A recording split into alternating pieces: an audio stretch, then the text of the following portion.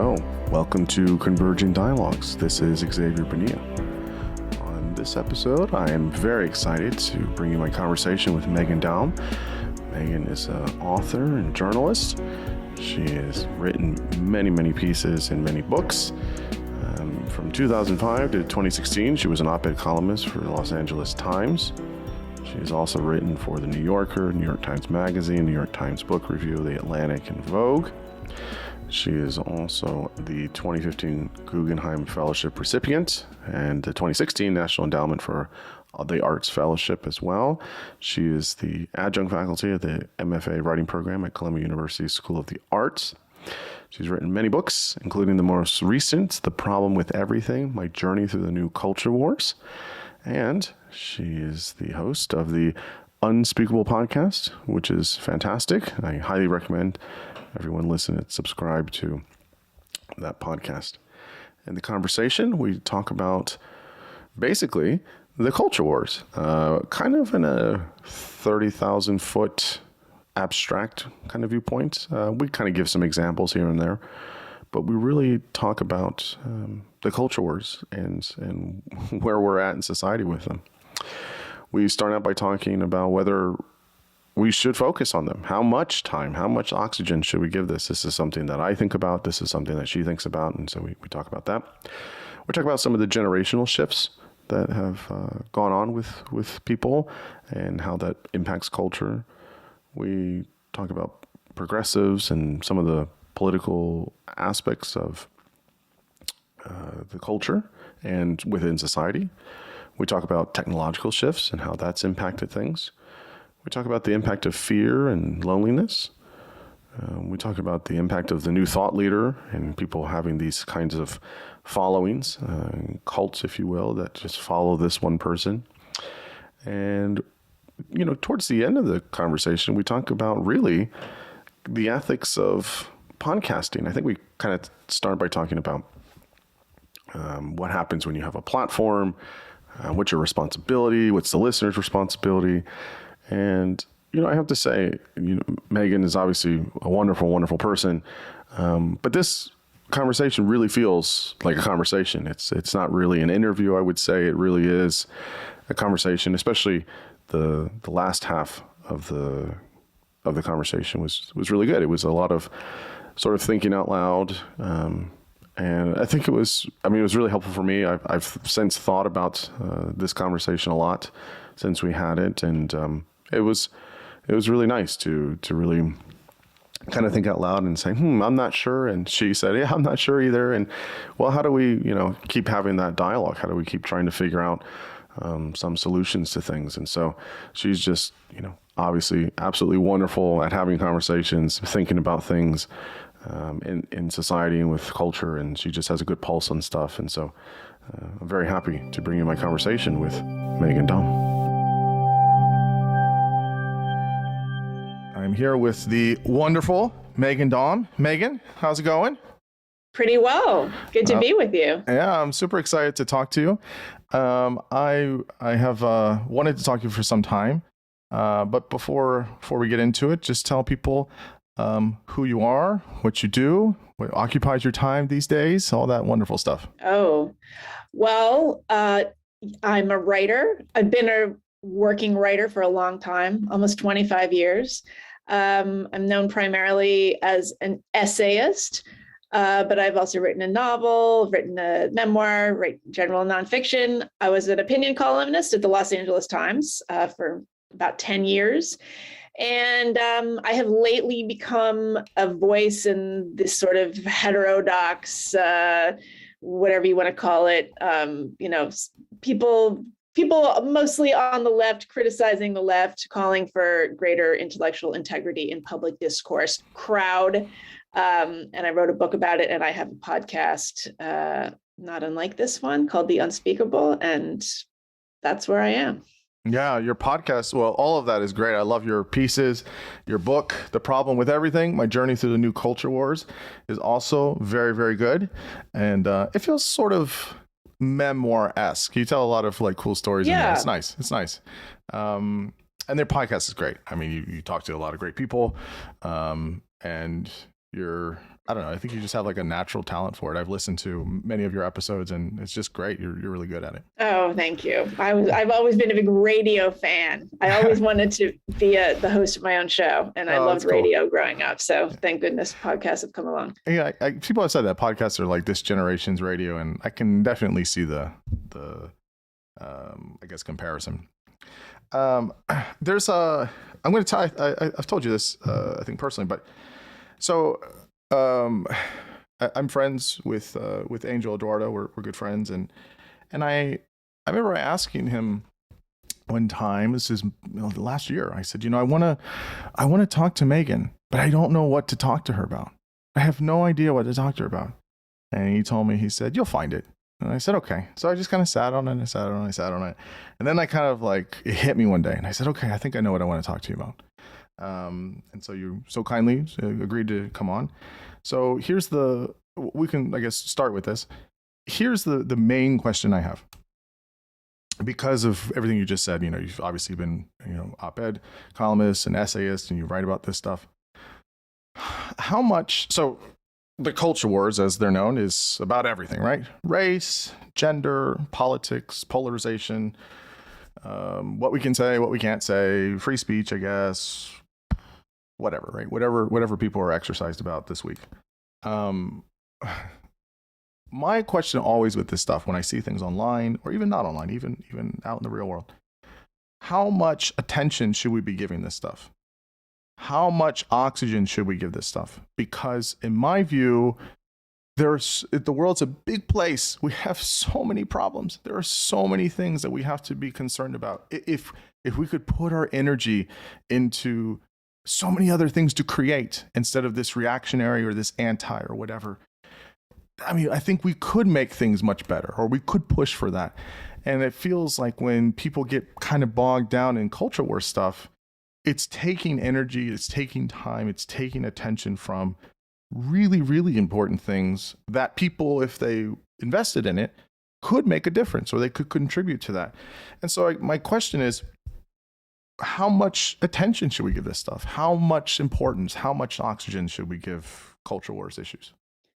Well, I think we need to redirect the attention, which is, I guess that is what you're saying, really. Mm-hmm. I mean, I have been a cultural critic and an observer all my career. I certainly have not built any companies. I have not created, some wonderful innovative device. I'm not an inventor. So it's hard for me to sit here and kind of shake my finger at people for not producing something new, for not creating rather than, just commenting. Mm-hmm. Although I am a writer, I've created books and I've created characters and all of that. But, mm-hmm. It's been, that question, I think, is at the center of so much of what people like you and me are doing, because we want to talk about all this stuff. And I think I anyway feel like we can't get to the point of making progress and actually solving problems without having certain conversations that would identify the problem and the real root causes of all these problems. We can't have the conversations because they're not havable for any number of reasons. And because of that, we keep just kind of circling the wagons and complaining about how we can't have certain conversations. So it's kind of a catch-22. Mm-hmm. Right. I did a solo episode, a while ago now, on my podcast, and I really talked about how instead of talking about culture, I want to just be the culture, just be part of it. Mm-hmm. And I think that instead of people talking about what they're not supposed to talk about, they should just talk about it. They should just go forth and do it. But that's easier said than done. There are penalties to be paid. And so I don't think it's quite fair to say, well, you should risk your career and your livelihood and your children's, school tuitions so you can talk about like gender identity or something. I mean, so it's not necessarily the hill to die on. Right. So I think it's kind of on an individual basis. Yeah, I agree. I think kind of what you're getting at is how do we create an ethical landscape of how we're responsibly talking about these issues? Because I don't want to be dismissive, right? Like some of these or many of these things that people fight about in the culture wars, kind of in a pure sense, like they're important issues, like issues of race and gender and politics. Like those are important things. Like I'm not saying they're not important. It's this kind of perversions that we make about it, where we just flatten all these concepts out, and then we're just arguing about terms, or we're arguing about really granular things that don't really scale in the big scheme of things. And so I guess I wonder, how do you have an ethical or moral landscape for that? That is really tough. I think, because I agree with you. I think it does come down to each individual person choosing or deciding, hey, maybe I won't retweet that. You know what? Maybe I won't go and just like dogpile someone on Twitter and say that they're, a piece of shit or whatever it is. But that has to be right. At the end of the day, that's each individual person's, I think, choice. And I think it's hard. I think it's hard because, social media, or even not social media, even other types of media or other public platforms don't incentivize that stuff now, which is really, really difficult. And so I don't know, individuals aren't incentivized to do it, and that's what makes it really hard. Yeah. And, one thing I often say is that sometimes the smart people are smart enough to know when to keep their mouths shut when it comes to resisting groupthink. Mm-hmm. And as a result, I always say if the smart people don't stand up and speak out, the smart, thoughtful people don't do that, the stupid, thoughtless people are happy to do the job. Mm-hmm.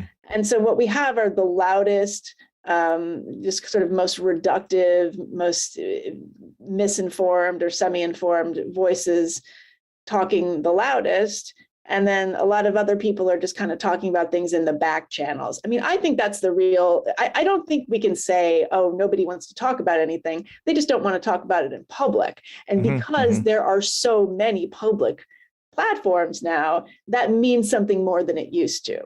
People could get together with their book club and talk about any number of issues, and they might be a little touchy or controversial, complicated, but there was an ability to metabolize that stuff because people were not sitting around on their Instagram. You didn't have to worry about somebody going on Facebook. You don't have to sort of reckon with, well, this is what my friend is like when I see her one-on-one, but then I see her on Facebook and she's saying something else. And I don't know if she's signaling to a group or if that's what she really thinks. And if that's what she really thinks, then she must think poorly of me. There are so many dimensions that just didn't used to exist. Yeah. And I just think it was so much easier not to make sense of the world, because I think making sense of the world, I mean, nobody can. That's an impossible task. But I think it was easier to make sense of our own thoughts when we didn't have all these microphones and we had just the sort of the privacy to get things wrong. That was a real luxury to make mistakes in private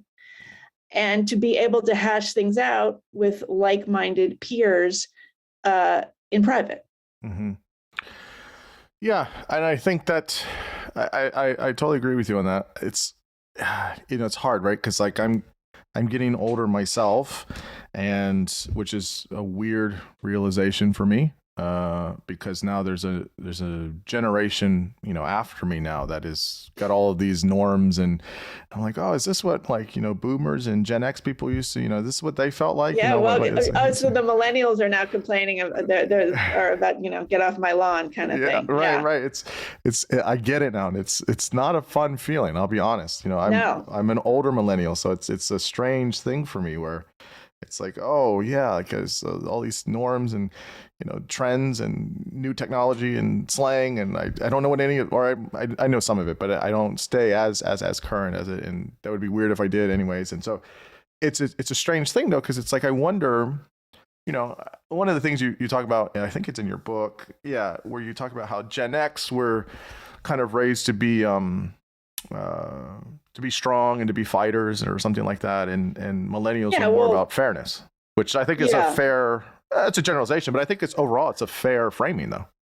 Yeah, and it is a generalization, and I'm not necessarily saying that one way is better than the other way. Sure. So when I talk about how Gen Xers were raised to be tough, it's more just like resilience as a personality trait was valued in the culture somehow, and people did not want to be seen with their parents. There was a lot more freedom, the kind of parenting. There was this sort of benign neglect parenting ethos that obviously wasn't everybody's experience. It wasn't really my experience with my parents, but just there was a sense that childhood and adolescence was a time in which you were supposed to develop a thick skin and learn how to take a joke and learn how to move on in the face of adversity. And the whole idea of the playground bully, that was a reality. It was not a positive thing by any means, but it had not yet been identified as like a social problem that needed to be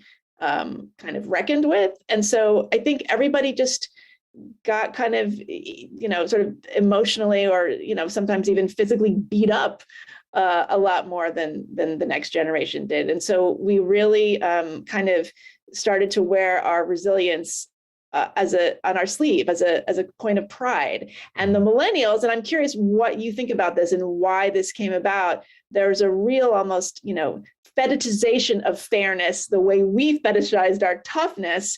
And neither of those things on their own is right. We need a combination of them, but they really bump up against each other when it comes to interrogating certain types of social problems, particularly around, gender stuff, sexual politics, that kind of thing. I've thought about this too. And I think that, generations are kind of a product of their time, right? They're a product of where they're at in by history. By definition, yes. Yeah, right? Like it's what's going on in the world is going to impact, that, generation, teenagers and young adults and people in college and things like that. It's going to impact them, right? So, there's a lot of things going on for boomers in the, 45 to 65 or whatever it was. And same thing. And I don't know, I think with millennials, and millennials are strange, right? Because they're the older ones are, we can remember a time before the internet, and that's, kind of the thing, right? And before computers in every home and cell phones and all those things. So there wasn't a lot of change. And so that the world looked kind of similar to the previous generations. There wasn't as much change so quickly, right? If you look at from 2000, let's say 7 with the first iPhone until today, it's like every year there's like huge changes. Like every year there's like a new thing, there's a new technology, there's just this like explosion of stuff, which syncs and links people together. Like, when I was a kid, I'm not that old, but I can remember writing letters, like handwritten letters to people. Me too. That's what you remember. Obsessively. That's what people, the generation before you remember, right? Like, but people by now, hand, did you write them by hand or did you type them? Yeah. So, how old were you in 2007? I'm just curious. 2021, something like that. Yeah. Early Okay. 20s. Okay. So your childhood was really an analog experience for the most part. Is that what? Yeah. Okay. Right. Yeah. So it's one of those things, right? Where it's like, there's all these things I can remember. And then it also depends on like regionally and geographically, right? So like, I went to a small school, so I had to use the kind of projector overhead thing, right? Just before we had PowerPoint. The overhead projector, yes, the overhead projector. Yeah, right. And then, I know what a Rolodex is, and I had the Dewey Decimal System. And like, I all of these things we had to do, which is what people for decades before me had to do as well. So there's a linking there, I think, right? Because it's like, new generation, whatever. Everyone likes to kind of shit on the new generation of sorts. But this generation is different because they don't have any of that stuff. They're literally the first to do all of this. And so that's what makes it so different, I guess, or unique. So in terms of like, why we're, I guess, millennials, looking for fairness or justice or things like that. I think it's because I'm not going to speak for all millennials, but I think that there's some piece of it that is, this is one hypothesis, and I don't think it encapsulates everything, but I think for many people growing up in the late 80s and 90s and early 2000s, etc., there wasn't some big calamity, right? There wasn't war. There wasn't something that was going on in those periods, right? The 90s during the Clinton years were, around the world, we weren't really involved in any wars, at large scale. 9/11 was a big moment for a lot of people, and I think that was huge in many ways. So I think that definitely has an impact. But I think for folks that are Gen X or for boomers, there was, World War II, there was Korea, there was Vietnam, there was many of and the getting Cold drafted. War. Well, Yeah, I mean, yeah. not Gen X, but boomers got and before got drafted into war, which is huge. Yeah. I mean, Yeah. I don't think that Gen Z has any concept of what that must have been like to know that Zero you could concept. just at random, if you're a man, there's a good chance you were going to be forced to go overseas and fight for something you don't believe in and die brutally. Could you imagine if that did happen today? Oh my goodness, Oh my goodness. How many, and look, right, we can debate about the, ethics of the draft or whatever. That's another conversation, but I'm just saying, like, it's such a foreign concept, which, okay, it's fine. Like, we progress, we move through time. But my point in saying that was that, I think with things at home or things abroad or different changes, with older generations, it was a focus on there's a big thing we have to like fix, or there's a big thing we have to be worried about. And I think if you have less, I guess you could say, at least in the West, I know there's different places in the world that is different, but in the West, less of that to worry about, then it's like, oh, well, how do we kind of like get better at stuff that's always been kind of shitty, right? Like, women don't have as many rights as men do. How do we make sure they get fair pay? Oh, we How do make sure actually all those have things? the same. We do actually have as many rights as men. But yes, I know what you're saying. Yes. Now we do. But I'm saying back then it was like, hey, what about, rights for gay folks? Or what about rights for, how do we make sure we're treating the Black community or other people of color? Like, all those things. I guess it gave more of a time and space to focus on those things during those years. Well, I mean, the thing is, when problems get solved, when social norms change and big revolutions occur and life changes, it's human nature to kind of like fixate on the next thing. Let's create a new problem. I mean, this is what happened.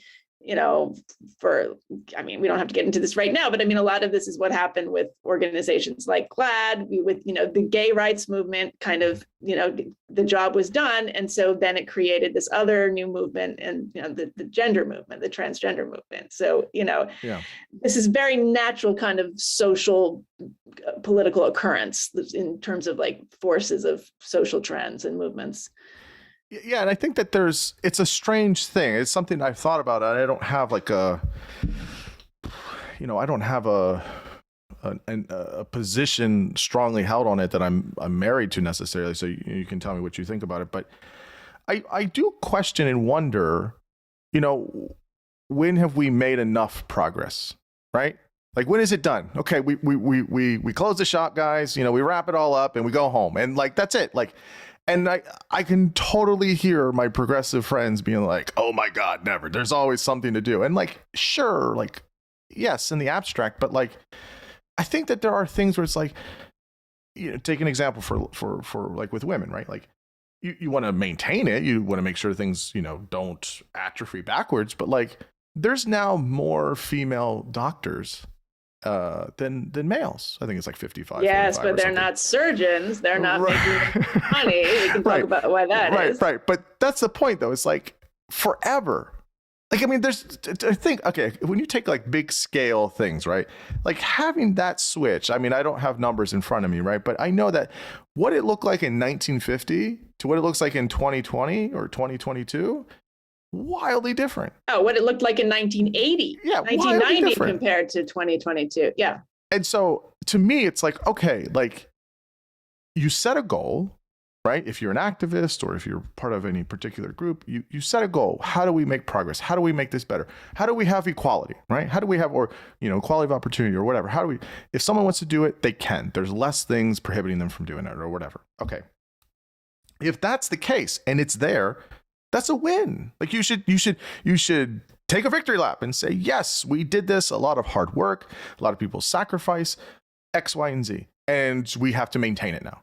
But that's it. I don't think it needs to be like, okay, well, this isn't good enough. Where do we need more progress and more and more and more? It becomes this, this tail you're chasing that you're never going to get. You're never going to get to the end of it. And I also think that these kinds of issues are just sort of easier to get your head around than more complicated things that really need to be addressed. It's much easier to sit around and talk about, and I'm guilty of this as much as anyone. It's much easier to sit around and talk about what third and fourth wave feminists are getting wrong and, how we should, whether or not it's useful to complain about the patriarchy than to try to solve healthcare. It's much easier to talk about culture war issues than to talk about how the two-party system is broken and how we might fix it and what's going on with, in the Senate and in the Congress. It's like that stuff is complicated. You need to know math to have that conversation. I'm talking metaphorically, right? And so I'm not nearly as good at math as I am at like big sweeping ideas and kind of, chewing over the culture and thinking about how my own experience intersects with what's going on, and what's going on now means what's going on Twitter. That kind of stuff is much sexier kind of conversation than how to, what's going on with affordable housing. Like, right. I would really, there's a ton of problems to be solved in this society, but they're just really hard. Yes. So on that, right? So I'm kind of jumping around on topics here, but this the same through line here is, so in my view, really the ways in which, if you look at the history of in the United States, right, politically, many of the times big progressive movements or big progressive pieces of legislation were passed, FDR, LBJ, even Obama with healthcare and things like that. All of these big, hallmark moments, the ways in which the mechanics of it, right, the nuts and bolts of that was through some type of pragmatic institutionalism, right? Like that's how it works. Like the Civil Rights Act in 1965 didn't get passed because some people marched in some streets. It was that and all of these other things behind it, very organized, trying to get, like, same thing with the suffragette movement and all of the women's rights things. Like that was years, that's 40, 50 years of doing that to get to 1920. The same thing, I think, and more recently with same-sex unions. Again, that was a lightning fast movement. But also, it was super fast. So fast. But again, that was very, very organized, very concentrated. Here's what we do. Here's how we do things. It was not just do some marches, do some activist rallies, whatever. That stuff's important, and I think it's a necessary part. But it was not only that, right? And it was very organized. It was like, we need to stay eyes on the prize here. And my view is that you get those things where you have some type of way of having some pragmatics to it. So as an example with this, right? Everyone was, I'm going to get so much heat for saying this. Everyone was so upset at Joe Manchin for, sinking the Build Back Better bill. And look, we can have disagreements about Joe Manchin, but Joe Manchin is a moderate Democrat. Now, if you take this on its face, right? He's there to represent one of two people to represent everybody in the state of West Virginia. The state of West Virginia has not voted for a Democrat president since, I don't know, in this century. Like they vote Republican. He's doing the bidding. He's doing his job. He's doing his job. He's doing to work with. Somebody's got to do it. Yeah. And here's the other part about it, right? Is that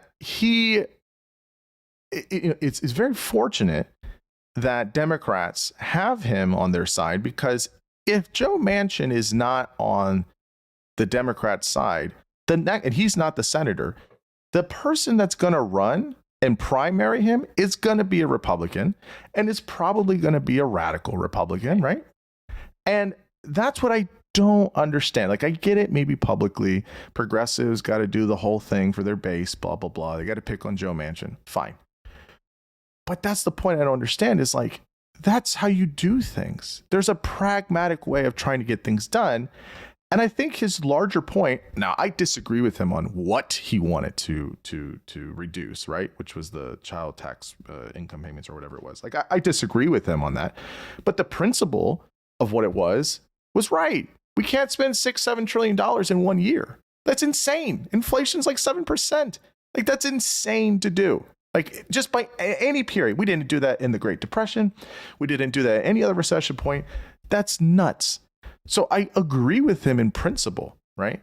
But everyone was treating him like he was Satan incarnate. And I don't understand why. The left is not very good at or even cognizant of strategy. Yes. Strategy in and of itself, I think, as a word, it has somehow gotten lumped into like cynicism or not caring about people's welfare or well-being. Like, oh, you're just, it's somehow, if you're thinking strategically, you're not having empathy. Okay, but I why? think that's what some of it is. But why? Why do they think that? Why do you speculate why they would think that that's what it means? Because it's not. It doesn't have a cool like hashtag. Yeah, or I think it doesn't translate. I just think it's like it's the kind of nuts and bolts of the work. It doesn't translate to social media. It doesn't translate to emotions. The social media culture is fueled entirely on emotion and visceral kind of experience and outrage and, dopamine.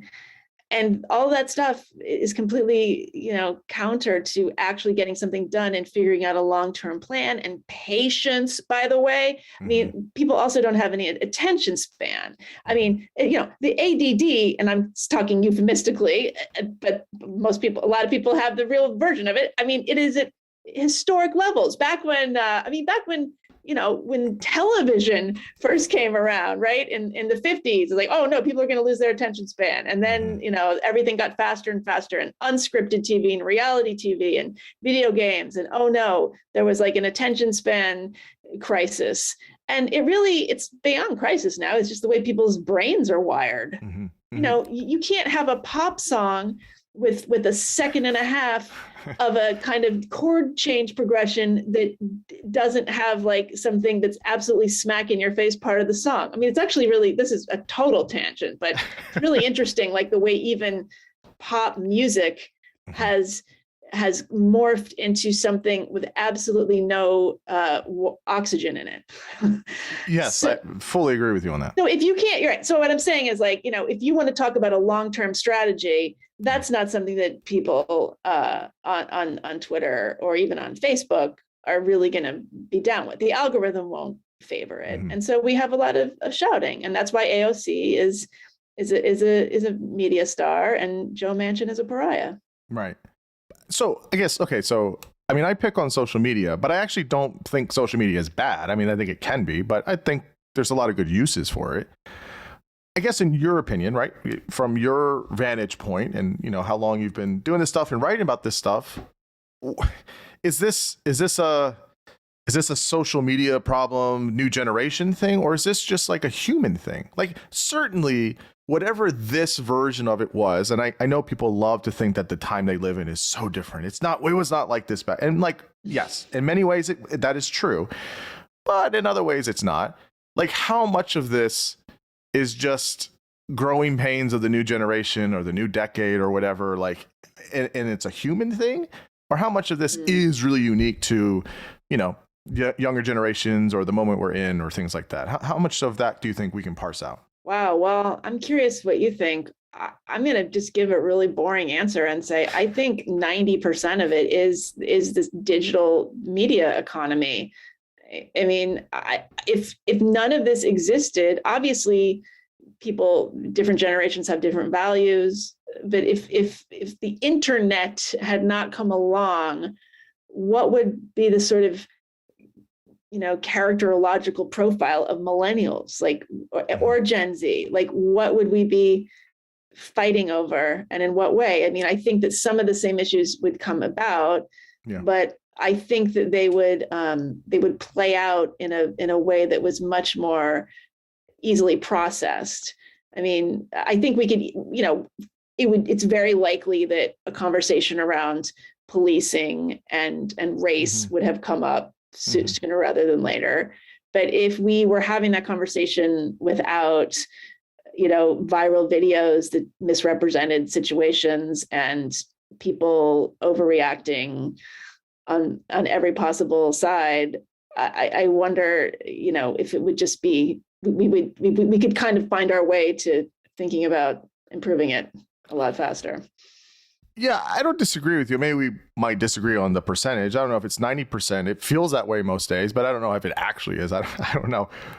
My take is kind of like what I said earlier, is that I think it's almost like the technology went too fast and we're trying to catch up with it. Like, I feel like people are still trying to catch up with like 2012 technology. Like, it's just so many things all the time. There's so many things in every domain of life that it's almost too much. It's almost like I have to learn all this stuff. I mean, every conversation I have with everybody nowadays is about how overwhelmed we feel. Yeah. Like, and so along with that, so there's this weird thing of like the technology very fast, almost we're too fast for us, so we have to catch up.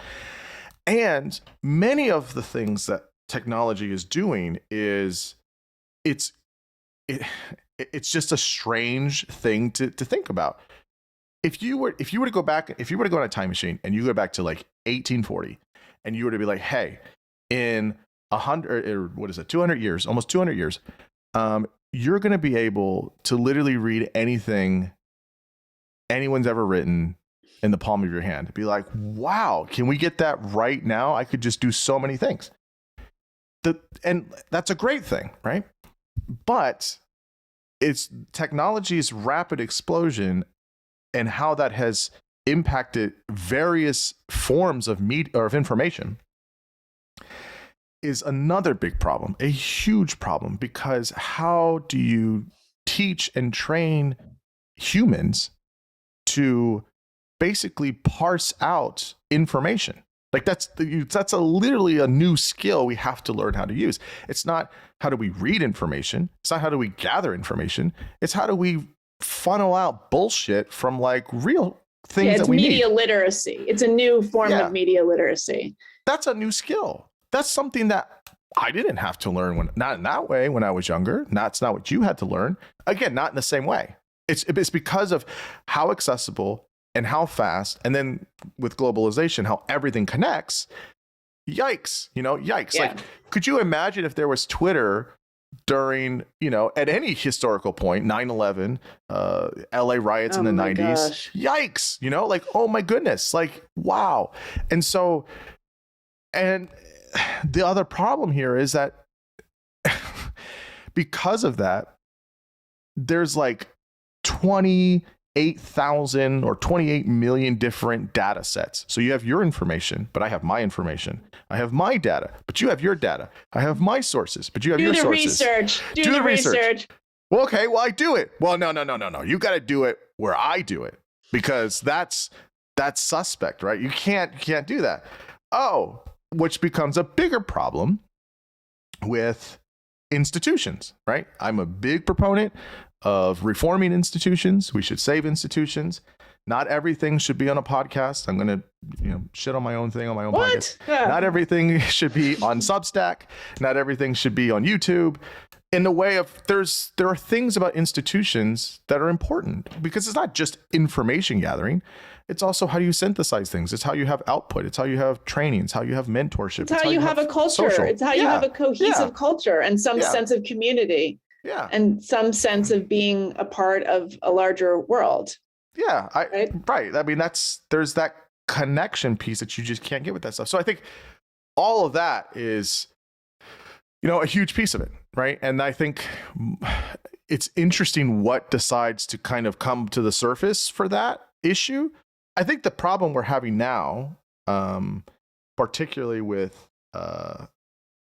vaccines and mandates and all this stuff, it's just everyone's just because you have access to information, people are just using what information they want. Well, right. There goes search for confirmation bias. I mean, I'm as guilty of it as anyone. Every morning I wake up and I turn on the computer and I look for confirmation bias. Right? I want to read the news that aligns with what I think is true or how I personally feel. Yeah. I mean, I always said, like with Trump, I think so much of the derangement around him came from the way he managed to make, whatever your problem was in life, he just sort of made it seem worse, and you were able to sort of politicize that problem. So if you were like, unhappy in your relationship or something, you could say, oh my gosh, look at this horrible man, a predator, he represents all of men, and everybody hates women because we voted this monster into office, so there was that. Or if you just happen to be like an anxious person, then this was a way of politicizing your anxiety because the whole country is going to hell. This is a total collapse. So I think the same thing with the pandemic. Whatever, especially now with the vaccines, and we should be out of this. We really should be out of this. But I think that a lot of people just sort of the lockdowns kind of turned us all into extreme versions of ourselves, for starters. And so now we are sitting here with these extreme versions of ourselves, and we want to just kind of have an excuse to stay that way. Like, a lot of people don't really want to go out, and so they've decided that it's completely unsafe to do so, or it's not responsible, and they're sticking with that story. And then a lot of people are feeling, contrary. So they overcompensate in the other direction. Yeah. It's a strange thing, because I agree with you on that. I think that there's so many contradictory things, and I don't know. It's again, right? I feel in many ways overwhelmed by all of these things, right? It's an overwhelming feeling. And what I try to tell people is, it's like, look, stick to you, right? Stick to your life, stick to what's going on, care about folks around you, and don't pay too much attention to the noise. And people will, message me, or they'll email me, or they'll tell me, oh gosh, what this person said. And look, I'm guilty of that too. Like, there's things where I do where I'm like, oh goodness, like my goodness. But something I worry about though with that is, how do I want to tread this lightly? My problem is that what you said earlier was right in like 20 different ways. When you have a void, someone's going to fill it, right? So if the smart people or the experts aren't saying something, well, that's going to get filled by someone else.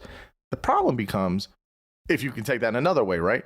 Okay, if we can't trust institutions, and don't get me wrong, like there is like 1,000,001 things wrong with many institutions, right? There's so many things wrong.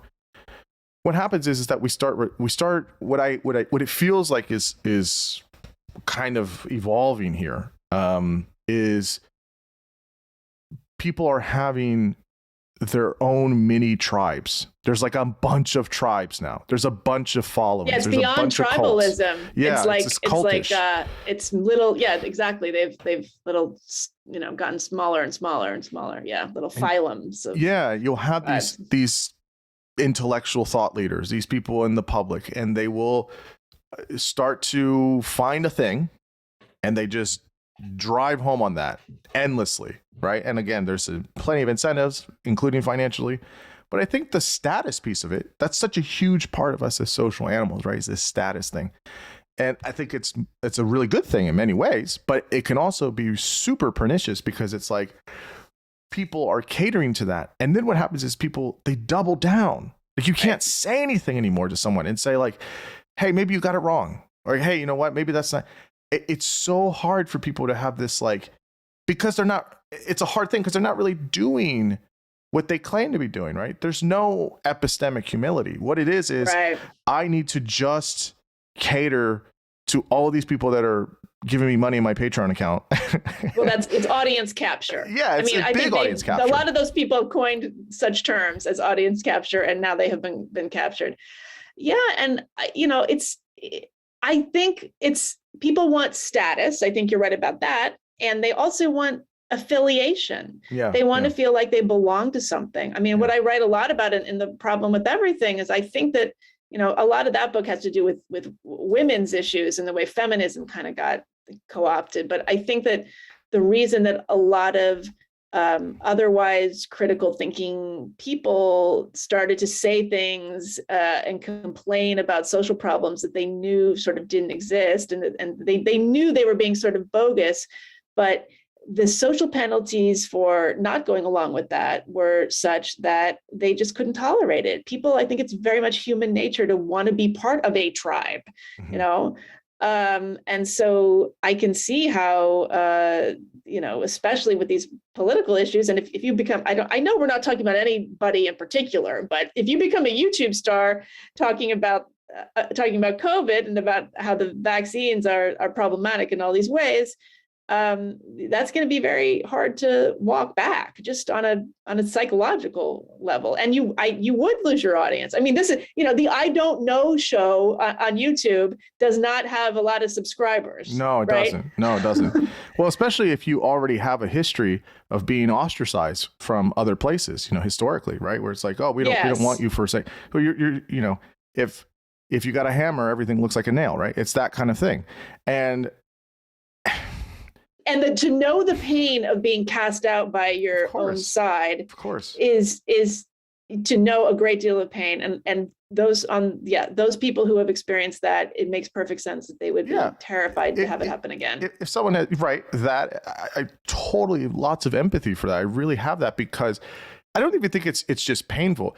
There's a loss of identity of sorts. It's just destabilizing. And it's just totally disruptive, and it can put you in a really strange place, I think, mentally, and how you see things. And it doesn't mean that what any folks may say are wrong or whatever. They may be right about a lot of things or ask good questions, but it's one of those things where it becomes, well, how are we keeping our stability, and how are we responsible with things? And I think that's, all of those things are really tough, because it's another problem, right? It's another problem, I think, with this, spawning of rapid technology and information, which is how do we have to think about how do we think about impact and influence, but how do we also think about responsibility with that? And that's something, whether it's free speech, which, I'm a big supporter of that, but I think people hide behind that to just be fucking asshole, right? And I think that that's not right. We have to have responsibility with those things. And I think the more that scales up, more and more responsibility gets weighted with that, which is a burden to bear, right? Yeah. So, I think, and there's plenty of examples of that, right? And I think that that's something that people, again, and why would they, right? Don't think about that, not trained for that, not informed. I mean, I wouldn't know how to do that, right? If all of a sudden my podcast goes to millions of listeners every episode, I have no idea how to manage that. Yeah. Well, and the thing is that historically we left those sorts of decisions to the quote unquote gatekeepers, to the big corporations. There were 3 networks. You watch the nightly news every night. Walter Cronkite gave us the facts, and we accepted those as the facts, and they were passed down to him from some other source. And, I can easily see how, if you are a younger person who did not experience that kind of media, you can see, well, why are you supposed to trust him? You trust him? This is like the man talking to you through the TV. He's the opposite of the kind of person you should believe. And I can make a case for that. Yeah. And a lot of that stuff was government, propaganda of a sort. And so there's definitely the truth to that. This is the thing. It's like there's truth to everything. The answer is always, I don't know, right? And the only honest answer to most questions is, I don't know. Right. And, it's not even that there's 2 sides to a story or there's both sides. There's a million sides to every story. Yes. And I know that kind of answer is not satisfying to a lot of people. And I've been accused of dodging the question every time I start going there. You're hedging. I have to say that unless you are somebody who is, an absolute ironclad expert on something, and you have, all of the numbers, and for a fact that this particular thing is unequivocally true, you are not entirely right. About anything. Yeah. Again, I mean, it's there's to me, I mean, I totally agree with you. I just think that that comes from, maybe some people can intuitively do that, but I think that comes from, how you're trained, raised, mentored. I mean, I can think of many, when I was getting my doctorate, when I was in grad school, all these things, I can think of all these professors, all of these, mentors, all these supervisors that would say just that. Hey, even if you think you know it, you probably don't. Go back again. Go and check. And even if you come to a pretty good conclusion, you can say some things, pretty, concretely or pretty conclusively, but there's always research after you that might come and disprove that and say, hey, here's how we update it. We have all these things. And that's why when you write, a scientific paper, you put, future directions and all that stuff. Like there's all of those things. And I wouldn't have maybe known that if I didn't have people pouring into me and mentoring and teaching and doing all those things. And I wonder if there's a void of that. If it's like, well, I could just go on YouTube, and YouTube's great, and nothing wrong with YouTube. Or if I can go on, I can listen to, Meghan's podcast and learn everything about this, well, okay, then. Don't do that. Yeah. See, I have my sources, whatever. And again, there's nothing, Meghan's podcast is great. Everyone should listen, subscribe, all that good stuff. But like, there's nothing like and you can get so many good educational things out of it. But how do we also say, let me check this with my priors. Let me see what other perspectives and vantage points are out there. All of those things.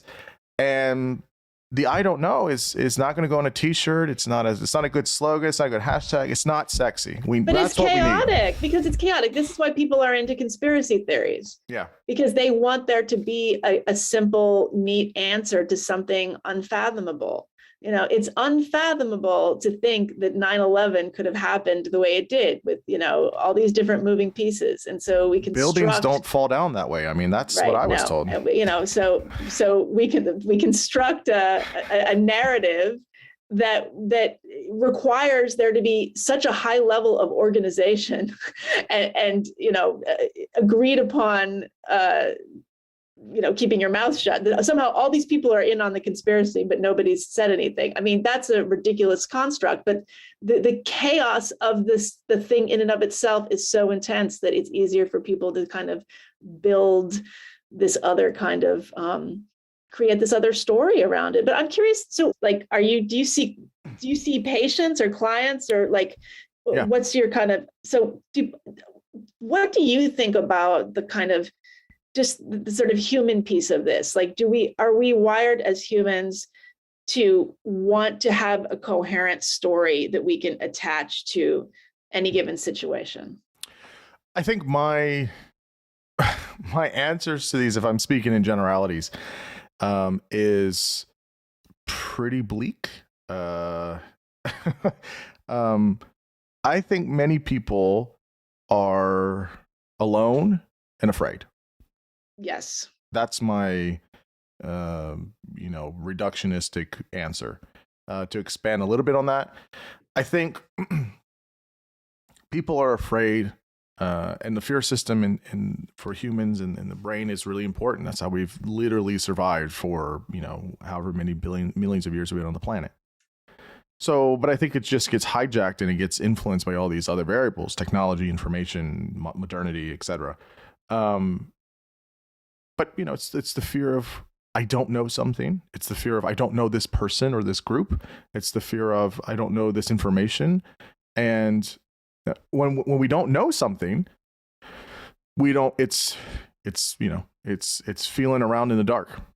It's like, oh, yikes. Is something going to bite me? Is something going to shoot me? Is something going to, whatever. And I think that happens pretty, I guess you could say unconsciously. It's like, oh, I don't know this. So I don't know this idea. Oh, shit, I'm a dummy. I didn't know this. Or, who's this person? Who are they telling me this? Wow, what if this is harmful to me? Wow, this is new information. This might be really difficult for me. Yikes. And so I think it's fear, but I also think it's loneliness, right? So kind of going to those pieces of like, what makes us human? So obviously we're very social. The other is super important for us, whether it's another human or another sentient being or another organism even. And we don't want to be alone, and we don't want to be alone internally. We could be around a bunch of Right. people and still feel alone, right? We don't want to be the person that no one listens to. We have this huge, almost primitive need to belong, right? There's tons Yes. of data on that. And so what we're saying is to ourselves, okay, where can I belong? Where am I going to be accepted? Where are all these things going to happen? And you can literally take your pick. Like find your group that you want to belong. And that inherently isn't wrong, obviously. It's not bad to want to belong. But I think many people fear loneliness, right? This is why young people, will almost manically just be on dating apps because they just can't be alone. That's why they will obsess over, working so much, or it's where they will, do other types of interests that suck all their time because they can't just have a thought to themselves. They don't want to be alone. And so I think if you put all those things together, I think that's part of many of the reasons for this. And the fascinating thing about this, which is what's interesting about the human piece of it, is it's just that it's human. You could be a professor, you could be a public speaker, you could be a politician, you could just be somebody that's working at McDonald's. You could be someone that's working in a plant somewhere or whatever.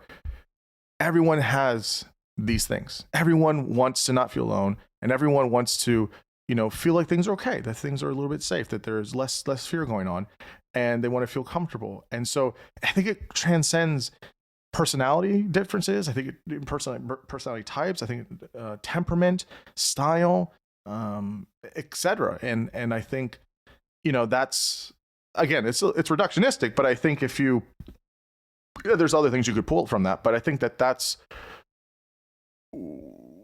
in all of my spheres, right? When I'm teaching, when I'm doing clinical work, when I'm online, when I do podcasts, when I'm in all of these different kinds of arenas, that's what I think comes up the most for people. And I think to make it deeper a little bit, the thing that we most are afraid of, and the thing that we don't want to find, is things about ourselves. We don't want to uncover things about ourselves we don't know, because that's really scary. And it is scary. And if you have to be alone, you have to think about it. You can't think about anybody else at that point. If you can't, you eventually have to get with you. And that's really tough, because it's like, oh man, maybe I really do think that, or why did I have that thought or that feeling, or where did that come from? Or yikes, what is, or maybe in the positive, if you will. And I think some people are just, or all these other experiences that they've had that they've been pushing away. They don't want to deal with it. Yeah. It's hard to sit with that. And it's hard to suffer in that way, kind of maybe emotionally or mentally. And so because of that, it's, well, let me fill my whole day with going online and talking about whatever position on vaccine mandates or whatever. So I don't have to think about all of my stuff or things in my life, or not maybe potentially do things. Now you might feel strongly about whatever position, but I think in the excess, it's too easy to do it. And you get all the, all the hit points, everything, people liked it or whatever, these things like that. So that's my kind of, potted way of kind of reductionistic example of that, or answer for that.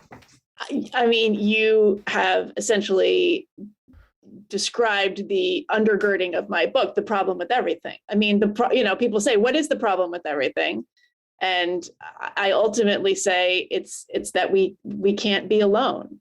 And I would extrapolate from there. And I say in the book, when you're alone, the only way to really be honest with your thoughts, that requires being alone with your thoughts. And then the older you get, you have to reckon with your own obsolescence. We don't want to be alone, and we fear being irrelevant, right? So that's something that I think about a lot. And, it's funny. So when I started noticing this kind of this YouTube space, people talking to one another about culture war issues, what we now call the heterodox space, it was a direct result of a life event that caused me to feel alone. I had gotten divorced. And I, my husband, for all of our problems, had really been my intellectual ally. We still are great friends, and we see eye to eye on almost all of this stuff. And so even if our friends were a little bit different, or, generally everyone we knew was pretty much aligned, we always sort of had this this intellectual bond. And when we split up, I lost that in my life. And at the same time, it was around 2015 or so, I started noticing all these, peers and friends of mine were just kind of parroting stuff they saw on social media. Suddenly all these, very self-possessed women were railing about the patriarchy and how, just being a woman was oppressive. And all this stuff started to burble up. And I started feeling very alone with my thoughts. I said, like exactly what you were just saying. Am I wrong to think this? Am I crazy? Maybe I'm crazy. And so I discovered John McWhorter and Glenn Lowry talking to each other on YouTube, on Blogging Heads. And I thought, oh my gosh, I'm not alone. So all this kind of discussion just was a way of soothing my loneliness. And obviously it's much more than that. And it's evolved. I think that, several years have gone by, and I think that a lot of people are interested in these conversations. But the main thing I hear from everybody who writes to me, and I get constant flow of emails throughout the day, thanks for your podcast. Thanks for writing about these things. You make me feel less alone. I feel like I'm going crazy. And it's like, you get 30 of those in your inbox. It's like, well, guess what, guys? You're not alone. You're all here. We're all here.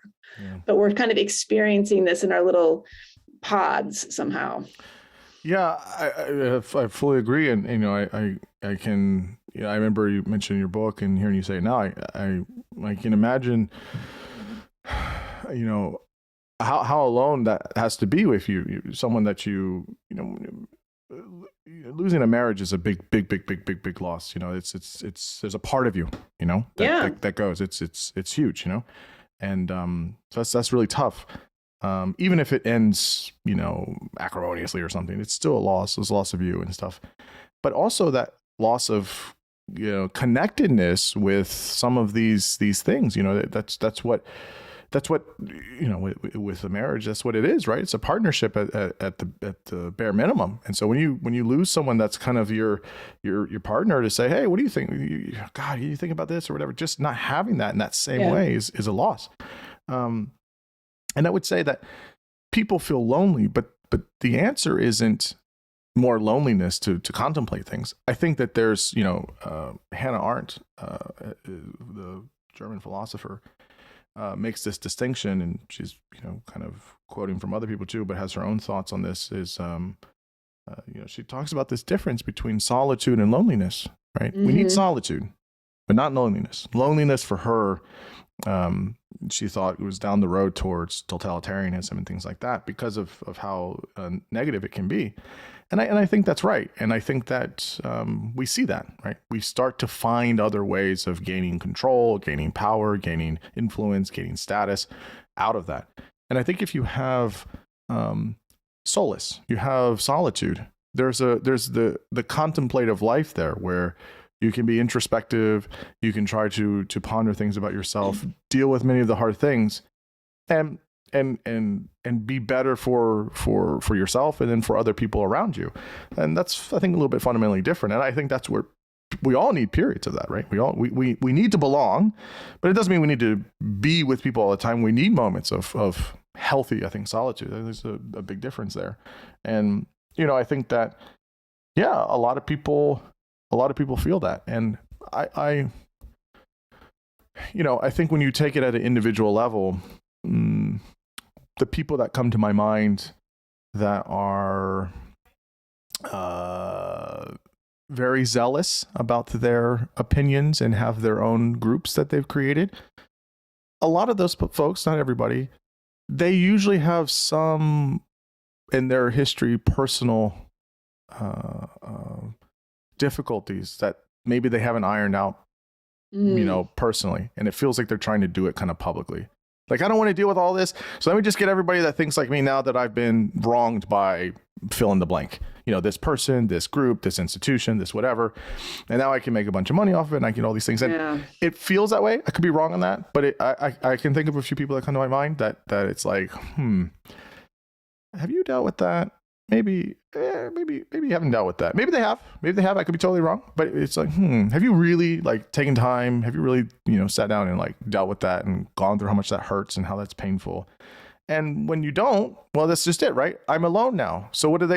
What they put back into the world is, it can come with good intentions, right? But that's not important all the time, right? It can come with very like, I'm going to show them, or I'm going to be, if I can't say something, well, now I'm going to be a free speech activist, and just, now I'm siding with people I never thought I'd side with before. It's like, whoa, what's going on? What's going on? Right. There's that. Maybe you need to take some time for yourself and really do. And that's hard for people because, again, they don't want to sit with the pain. They don't want to sit with the hurt. They don't want to have to deal with it. And they don't want to have to deal with some of the ways in which they could improve. Maybe how could they have maybe done a better job of things? Maybe they couldn't, and how can they do that? And I think the easy way is, let me get a Substack and a Patreon and a bunch of people to say, yes, you're awesome, and make money off of it. And then that's it. Now, that's not everybody.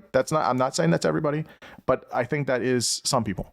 And I think when that happens with influence, then that's where it gets dangerous. That's where it gets, because then it becomes really the double downing, really all these things. And that's hard. That's really but then hard. I mean, the profit motive is no small thing, and the business model is no small thing. The problem is that those people, they then become reliant on their Substack and their Patreon, because they're not going to go get a job at NBC News now. Right. Like, they've been cast out of the quote unquote mainstream media. So that's an entire revenue stream that is never going to be available to them ever again. Not just now, probably never, unless something really changes.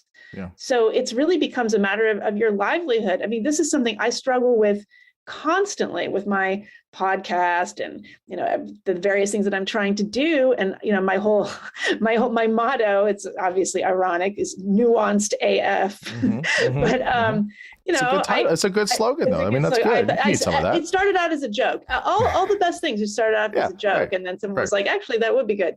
I really, really don't want to kind of pander to the obvious, arguments. And I don't want to have the obvious people on the show. And I really want to get things right and be honest and, land in that I don't know place when necessary, which is often. And it's not a good business model. I mean, I don't make a lot of money from the show. I will, and I've been honest with my listeners about this. I mean, it is not, I've never made less money and hustled harder in my entire career. And I'm 52 years old almost. So I don't recommend that. Right. I can see why a lot of people would want to avoid the situation that I'm in, certainly.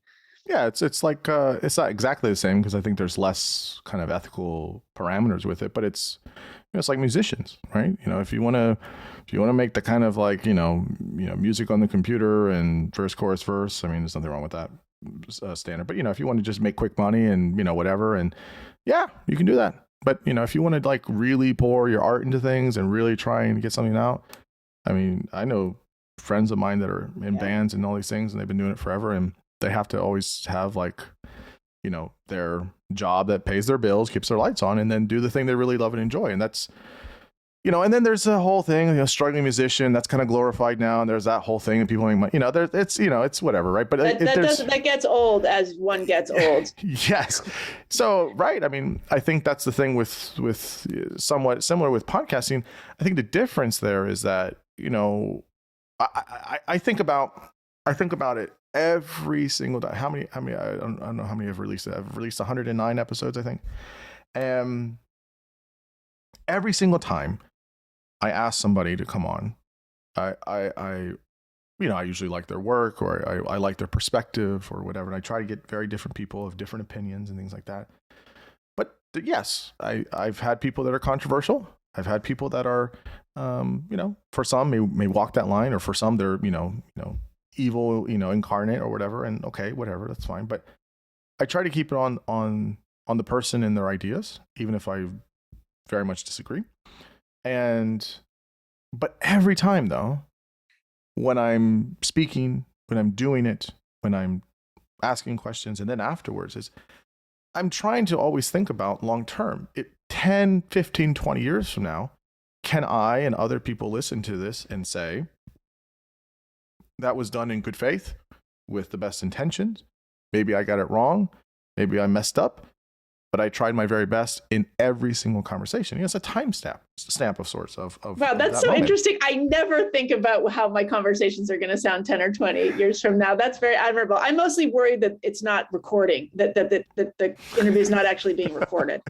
That's what I'm worried about. That's my anxiety every single time. Yeah, but I try to have things not age terribly. I want it to be where it's like, it doesn't always happen that way, but where things like, could you listen to my 17th or 19th episode today and it's just as relevant as it was? Not every episode is going to be that way, but more or less, how does it, how is it something you can always be proud of? And I can say I'm not ashamed of anybody I've invited on. I'm not ashamed of any conversation I've had. And maybe some have gone better than others. Definitely some have gone longer than others. That's the joke everybody picks on me about, which is fun. But it's which is fine. I like that. But it's I try to be ethical and I try to be responsible.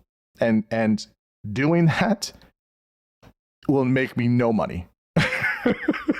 That's the point. Like I'm not doing anything to incentivize me. Right, I'm not doing it. I could. This has super to change. Easy. I feel so strongly about this. I agree feel with like you. There has to be a way, and there are so many of us who want to do it exactly as you say. There's so many excellent podcasters out there. I mean, you prepared for this interview like 30 times more than most people who interview me. I mean, I've had people interview me who have no idea who I am. I love it when they go like, hey, so tell us about yourself. And it's because they literally don't know who they're talking to. Oh, no. But, oh, no. But that's how, I'm sure that you also hear from listeners who appreciate it. I mean, I have a Patreon, we do a Patreon Zoom hangout every other week. For certain tier level and higher Patreon supporters. And it is the best group. And it's really come to be like a sustaining thing. And these people are intelligent, curious, thoughtful, respectful. There are a lot of women as well as men. There's also, this tends to be a very male dominated space. And I've got my theories as to why, but these people are desperate for this kind of conversation. They're a lot of them are not getting it in their real life. I have so many people telling me, like, I listen to the show and I come to this because at my job, I'm not allowed to say what I think. In my PTA group, I have to keep my mouth shut, whatever. And they want what you and I are doing. They don't necessarily want this other stuff. They definitely don't want it. They're frustrated by this other stuff. Yes. And I think that there is many, many, many more people out there that want that. I think that it is hard to, I guess, find financial incentives for that stuff. In some ways, how do you find a business model for that in some ways? It's hard. It is difficult. I think everyone's trying to figure it out in their own way. But again, right, I'll just say this, and this is the closest thing I'll make to like a attribution of sorts, but I think there's a reason why you're successful in the way that you are because of how you treat it ethically and responsibly. And I would submit that other people do less of that. I'll say it that way. I'll tell you, again, I'm giving all my secrets away here, but but I'll tell you, every episode, I always listen back to it, sometimes more than once, but I will, if there's one space where I feel like I fucked up, right, I will ask everybody in my corner, listen to this, did I mess this up? Tell me. You got to tell me. Right? You're going to drive yourself crazy. Yeah. Well, not entirely. Or your friends crazy. I don't know. Well, yes. All my family and friends hate me now. But the point is that if it's something that I'm wading into some tough waters, right? This is like, this is a little risky, this topic or whatever. I will say, hey, correct me. Where can I get this right? Did I mess this up? How can I do this? Because I want to be as responsible as I can be. And I don't know if everyone does that. I'm not saying everyone should do that, but I do think that people should, when you have any type of audience, whether it's your personal Twitter, whether it's, your Facebook feed or Instagram or whatever, or if you have a podcast or something, I do think that we have to be responsible for that, because the last thing I would want is someone to listen to anything I have to say and to say, yeah, I heard this here and that made a lot of sense. And then they do or don't do something because of it. I can't control that, but I want to try as best as I can to have some ethics and responsibility behind that. And I feel that many folks maybe think less of that. I could be wrong with that. If you're just thinking about this one topic that everyone likes and everyone's saying how much they love you and you're getting some money from it and blah, blah, blah, blah, blah, blah, whatever. That's what I'm saying. Like you were talking about, some people don't know who you are, whatever. My only agenda when I talk to people is literally that person, right? Like I'm only thinking about Meghan, and I'm thinking about, what you're concerned about and what your thing is. If I talk to someone, they got a book coming out, I'm literally just thinking about their book and them and boosting them. Like it's not about me. I don't have an agenda, right? My agenda is them. That's the person in front of me. That's my agenda. Maybe that's just from what my day job is, right? Because I do that all the time or whatever. But, I think I don't know. I think that's respectful. I think that's a way of treating someone with dignity and respect as a fellow human, and really being curious about who they are and what they're doing. So, but are you saying that if you get something wrong, you'll go back and kind of edit around it or correct it, after the fact? No. I don't necessarily sanitize definitely what I'm saying or whatever. What I will do is I will try and say if it's something terribly egregious, I'll have to sometimes make that decision. But usually, because I'm, if I'm speaking extemporaneously or whatever, I sometimes I might get things wrong. But for the most part, I'm trying to get feedback from others that say, yeah, you probably could have said that better.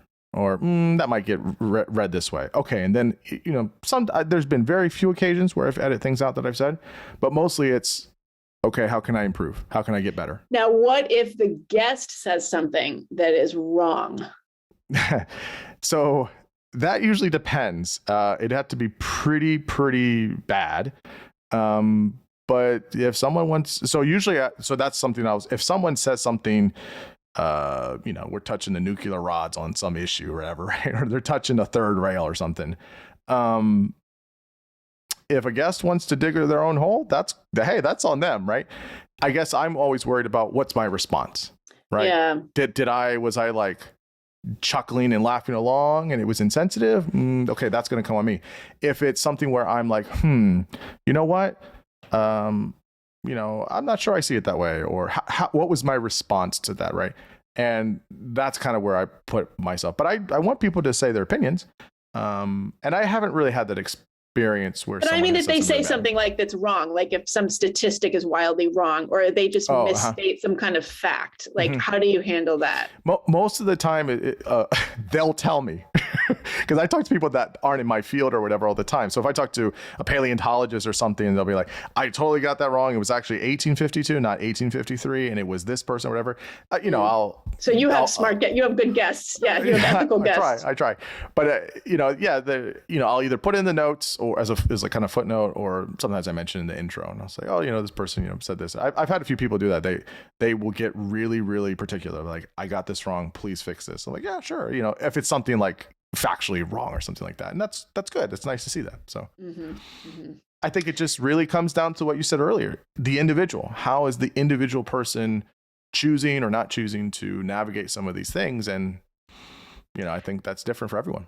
It's so tricky too, because I've had situations where I've had people on the show who are not terribly invested in some of these culture war issues, for example. And by the way, my show is not entirely about the culture wars. I'd say every, no, it's not. Every fourth episode has to do with that. Not every single one, but, I've had people on who are maybe sort of high profile, a kind of name that you would want to get, for instance, and then found myself going into these political places with them, and they're saying things that really don't make a lot of sense, or just feel very pat, or they're sort of platitudes, they're the expected kind of the expected kind of line, right? And I, in some cases haven't really pushed back, because I feel like there's a power differential. It's like inviting somebody over to your house and then punching them in the face. This isn't this person's particular area. They don't spend all their time thinking about this stuff the way I do. So why should I expect them to say anything differently than they're going to say. They're not in the, they do something else entirely. They're not a political thinker. They're like a, performer or something. And so, but then the question is, do you let them do that and have your audience get really mad at you? Or do you punch your dinner guest in the face? I don't know. I think I don't know either. I think it really is context dependent, right? Like on what the issue is and who it's coming from. And I think it depends on the content, I guess, of the conversation. So, right, if I've had some big guests or something, and again, they have, usually they have a book coming out or something big or whatever, we keep it usually on that. But sometimes what I'll do is I'll say like, okay, here is this, we're gonna wave to that topic, and maybe we'll come back to it later, but we're just gonna go over that, right? Because I want to be focused on what is it that the person is there to discuss. Right. Now, if I talk to people about, kind of a little bit more free ranging or whatever, and we talk about different things, I don't really have any topics off limits, but, I think the most that you can only do you, right? And you can say, but, look, I don't really feel comfortable, talking about this or in that way. But, I think if the guest wants to, I think it depends. I really do think it depends on the topic, and it depends on the guest. Yeah. And if sometimes the guest is doing you a favor, like I think my motto with podcasting, but the lesson I learned, fairly early on was just because you can have a celebrity on doesn't mean you should. That's right. Yeah, that's right. I think that's definitely true. I think that, again, you got to be purposeful about stuff, right? So I'll loop back around, right? I wanted to have you on. I wanted to talk to you for a long time, but I didn't really have the frame. I didn't have the framing of it. And so I waited. And so I said, okay, I'll wait. And it did. And then it finally came to me. I was like, okay, so people can be the judge on whether I did an okay job of it or not. But, we'll see. Meghan, I want to be respectful of your time. Our time is up already. So fun. Yes, it always goes fast. But where can people find you? Find your book and your writing and all the great stuff that you're doing. Where can people find you and all that? Okay, I need to get better at this. All right, so my podcast is The Unspeakable. You can find it on Apple Podcasts and wherever you get your podcasts. It also has its own website, which is theunspeakablepodcast.com. And I am on Twitter at Meghan_Daum, and that is spelled Meghan and Daum.